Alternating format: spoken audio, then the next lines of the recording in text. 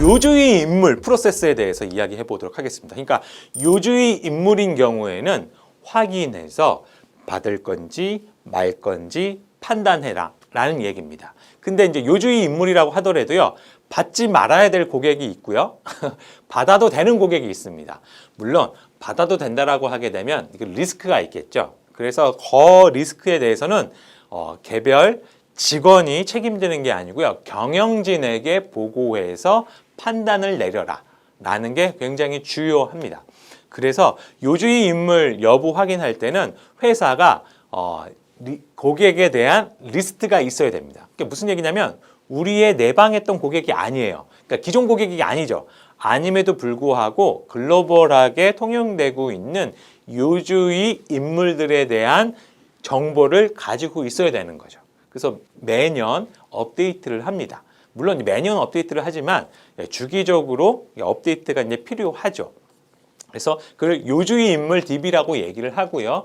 영어로는 와치리스트 필터링이라고 얘기를 합니다. 와치리스트가 뭐냐면 지켜보자 라는 얘기죠. 여기서 지켜본다는 얘기는 약간 좀 부정적인 느낌이 있겠죠. 네, 그런 측면에서 회사가 가려서 고객을 받자라는 얘기입니다. 그래서 화면에 보시면 고객이 왔으면 요주의 인물 리스트에 해당되는지 해당되지 않는지, 요주의 인물에 해당이 돼요. 그럼 바로 거래 거절하는 거죠. 죄송합니다. 나가주십시오. 거래를 못합니다. 라고 얘기하거나, 아니면 어떻게 보면 금융회사 입장에서는 그 요주의 인물이 또 큰 손이 될 수가 있거든요. 예를 들어서 아랍의 부호예요. 그러면 아랍이면 굉장히 돈 많은 사람들, 이렇게 귀족들 되게 돈이 많잖아요. 근데 거래하고 싶대요. 그럼 리스크가 있겠죠. 근데 이런 거에 대해서 이제 판단을 경영진이 내는 거죠. 그러니까 국제단체에 요주의 거래를 무조건 거절하는 고객이 아니라고 이렇게 나와 있어요. 아니면 확인이 됐어요. 그러면 그 리스크를 질 것인지 말 것인지. 항상 수익이 있으면 리스크가 있겠죠.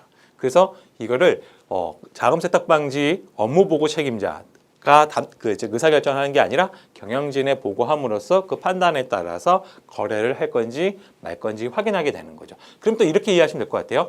요주의 인물 필터링에 이미 그 고객 리스트가 있어요. 그러면 이 고객은 간소화된 고객 확인 대상일까요? 강화된 고객 확인 대상일까요?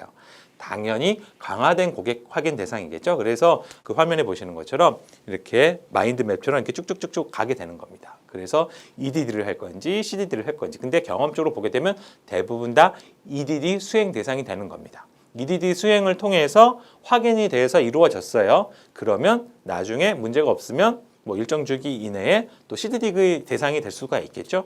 예, 그런 측면에서 요주의 인물 제도에 대해서 꼭 기억하셔야 됩니다. 그래서 요주의 인물에 대해서는 이제 거의 모든 금융기관 또는 글로벌 기관에서도 동일한 조건에 따라서 이루어집니다. 그래서 우리나라 같은 경우에는 그 요주의 인물에 대해서 어떻게 정의하고 있는지 이제 말씀드려 보도록 하겠습니다. 약간 교과서적인 멘트인데요. 제가 한번 이렇게 차분하게 읽어볼게요. 테러자금 금지법에서 금융위원회가 고시하고 있는 금융거래 제한 대상자 리스트는 요주의 필터링에 포함되는 거고요. 두 번째는 UN에서 지정하고 있는 제재 대상자. 이게 매년 유엔에서 제재 대상자에 대해서 업데이트를 하고 있습니다. 그럼 당연히 이 사람들이 오게 되면 하면 안 되겠죠. 그 리스크를 져야 되기 때문에. 세 번째 같은 경우에는요, 관련된 자금 세탁 방지 업무 규정상에 따라서 이야기하고 있는 고위험 국가요. FATF에서 이야기하고 있는 고위험 국가에 거주하고 있는 국적자의 거주자. 그러니까 말이 좀 꼬였어요. FATF가 지정하는 위험 국가의 국적을 가진 거주자가 우리나라 금융기관에서 거래를 하고자 해요. 그러면 이 사람이 위험한지 위험하지 않은지 우리는 모르잖아요. 근데 그 나라가 위험한 거예요. 그러면 거기 확인을 해야겠죠. 이해되시죠? 그래서 국가적인 리스크도 굉장히 요주의 인물 필터링에 굉장히 중요한 요소가 된다. 그러니까 어떻게 보면 지역을 차별하는 거죠. 리스크 측면에서요. 예를 들면 이럴 수 있겠죠. 마약과 관련된 금융이 많은 지역이 있잖아요. 뭐 특정 지역을 언급은 안 하겠습니다. 예를 들면 뭐 동남아시아가 있겠고 남미가 있을 거 아니에요. 이런 고객이 이런 지역에 있었던 그 거주자가 또는 국적자가 우리 회사에 와서 계좌를 틀려고 해요. 그러면 확인을 해야겠죠. 이제 그런 측면에서 이제 이해하시면 될 것 같습니다. 그리고 또 이제 정치적 주요 인물이라고 있거든요. 펩스라고요. 그래서 정치적 주요 인물 같은 경우는 이미 공개된 사람들입니다. 예를 들면 해외에 정치인들인 거죠.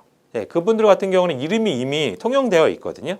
그래서 그런 사람들이 와서 계좌를 튼다라고 하게 되면 이렇게 이해하시면 될 것 같아요. 그러니까 정치 자금 리스크가 있겠다. 그런 측면에서 필터링을 해야 됩니다. 이해되시죠? 그래서 그 다음과 같이 5가지의 경우에는 와치리스트 필터링상에 등재되어 있다라고 이해하시면 되겠습니다.